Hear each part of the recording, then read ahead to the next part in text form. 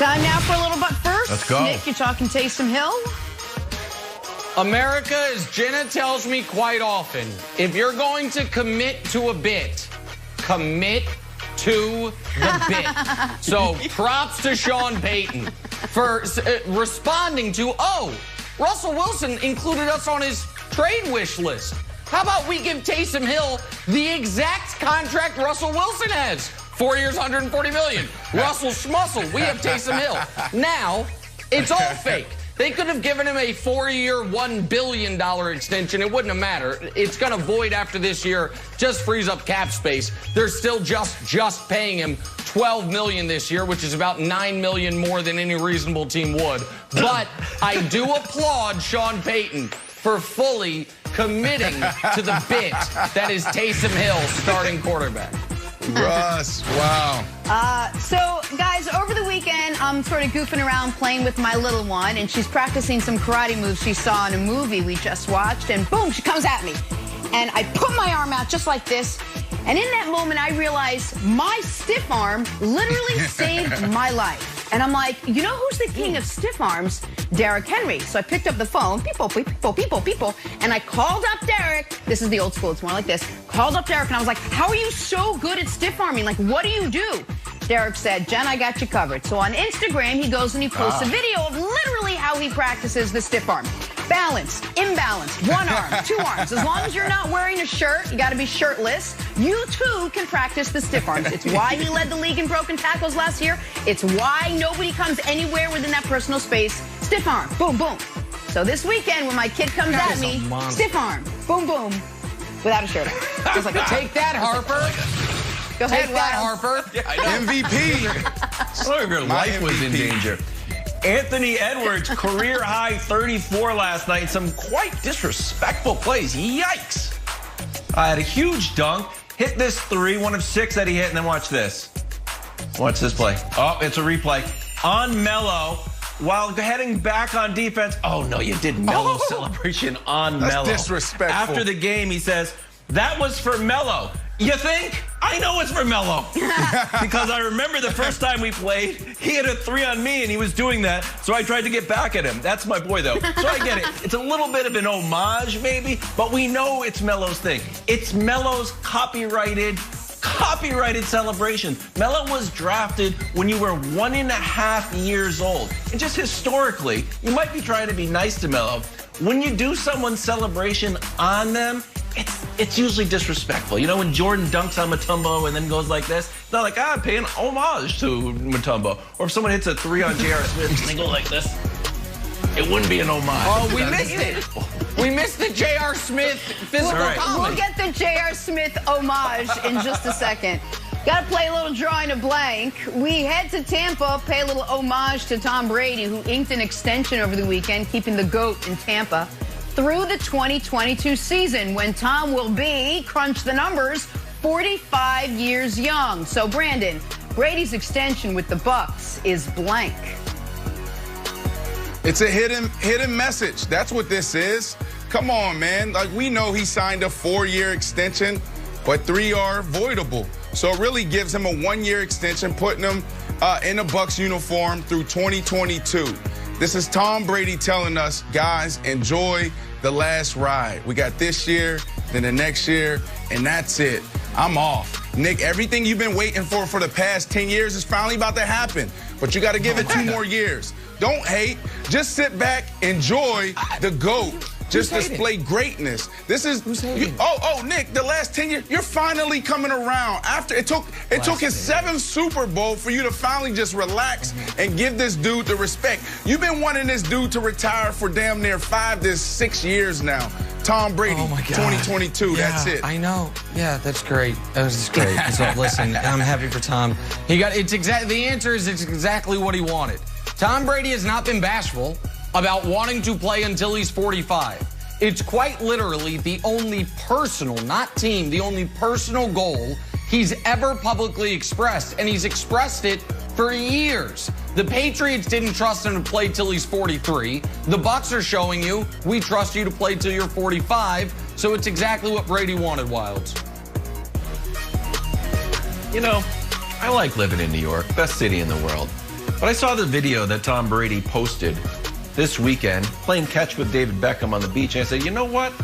Florida seems like a nice spot. That's Threw not 2 David. interceptions to David Beckham. Why not? No, that's not David Beckham. That's some other guy. That's like a promoter. Beckham isn't. That's Beckham right here taking his shirt off. That's not Beckham. Okay, Beckham has more tattoos. Okay. This guy's like, I'm going to catch the ball.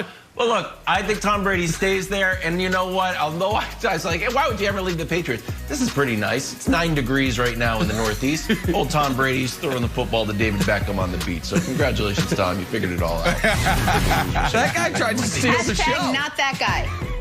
Not that guy. Doesn't, I think. Head to Dallas now. Dak Prescott's agent is all kinds of fired up. Does not like that Russell Wilson included the Dallas Cowboys on his trade list. He said, quote, there's so many things wrong with it.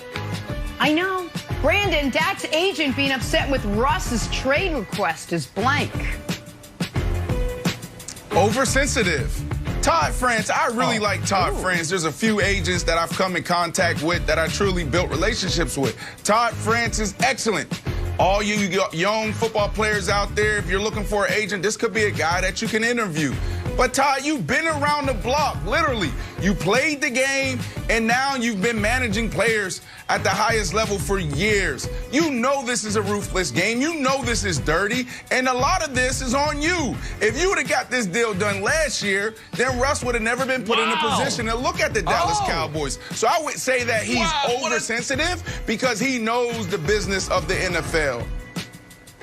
Wow. What a drive-by on Todd France. I'm about to have a drive-by on my colleague real quick. Hey, Wilds, if New York's the best city in the world, you should consider moving here from wherever you live, an hour outside of the city where there's a beach. It's neither here or there. All right. So Wilds taunted me this week and showing me pictures of the beach at his house. Like, you have a beach at your house. All right, back to the point. This reminds me of Hollywood drama. From the moment that Dallas was listed, it reminded me of some Hollywood celebrity going on some zany morning radio show, and they're like, hey, do you have a celebrity crush? And they're like, yeah, I gotta tell you, I really like Jennifer Aniston. And they're like, oh, Us Weekly. He's got, like, she's in a relationship. Are they trying to break each other up? It just reminded me of great tabloid gossip. I don't know why I went Jennifer Aniston there.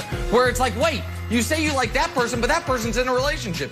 You say you like the Cowboys have Dak. So I understand why Todd France was a little put off by it, and I like the Hollywood drama coming to the NFL. I encourage more of this. Someone should say they want to play quarterback for the Chiefs. Just put that out there. I don't know who. Someone should say it and see what the Chiefs say. I want to see it. Well, I want to see it. Russ should say it. Russ should say he wants to play for the Chiefs or the Bucs. Just add some more drama to it. In fact, I want this drama to crest. Because when you look at who the Cowboys play next year, they have 2 of Russ's destination opponents. They play the Saints, where Russ wanted to go, but that won't work. Play the Raiders. But you also have a 17th game, a mystery opponent that we don't quite know what's going to be. Make it Seattle. Russ is not going anywhere. Let Dak versus Seattle. Oh, you wanted my job? Lighten up your defense. Take that. You're going to have to go somewhere else next year.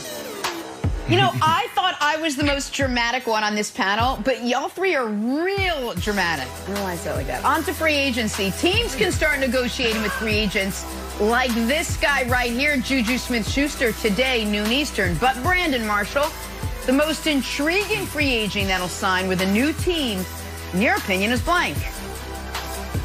Ooh, before we go there, Juju, I need that left foot to hit first on that stop route. Left, right, left, then come back to Big Ben. But anyway, just the same thing, buddy. I got to go with Kenny Golladay.